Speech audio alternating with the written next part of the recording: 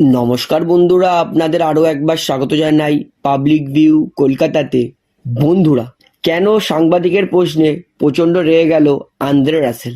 কি হয়েছিল রাসেলের সেটা জানানোর আগে একটা ছোট্ট অনুরোধ করে রাখবো, যেহেতু এইখানে আপনারা খেলার সমস্ত রকম আপডেটস পেয়ে যাবেন, তাই অবশ্যই পাবলিক ভিউ কলকাতা এই চ্যানেলটিকে সাবস্ক্রাইব করে বেল আইকন প্রেস করে অল করে রাখবেন।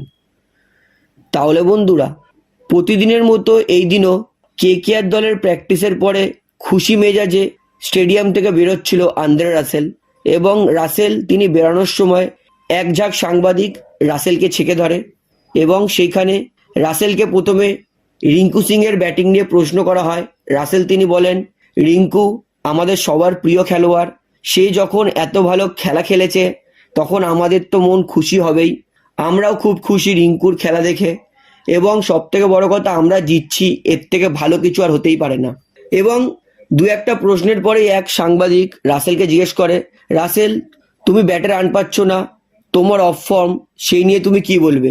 এই প্রশ্নটা শুনেই কিন্তু রাসেল তিনি রেগে যান।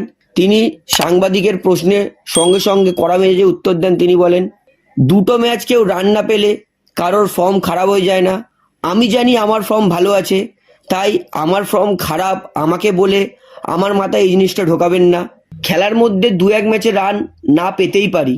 এই বলে রাসেল তিনি কিন্তু আর কোনো সাংবাদিকের প্রশ্নে উত্তর না দিয়ে তিনি সোজা টিম বাসে উঠে যান। তো রাসেলের এই কথাই কিন্তু বেশ বোঝাই গেছিল যে রাসেল তিনি কিন্তু সাংবাদিকের সেই প্রশ্নে অনেকটাই রেগে গেছিলেন। তো আমি বলবো, কিছু কিছু সাংবাদিক তারা কিন্তু ইচ্ছা করে মানুষকে রাগানোর জন্য এরকম প্রশ্নগুলো করেন। তো আমি বলবো রাসেল তার রাগাটা কিন্তু একদম ঠিক, কারণ এরকম প্রশ্ন মানুষকে করা উচিত নয়। তো বন্ধুরা, আপনার কি মনে হয় এই প্রশ্ন কি করা উচিত? সেটা আমাকে অবশ্যই কমেন্টে জানাবেন। তাহলে বন্ধুরা, আজকের এই ভিডিওটিতে আমার আপনাদেরকে এতটাই বলার ছিল। তো আশা করি ভিডিওটি আপনার ভালো লাগলো।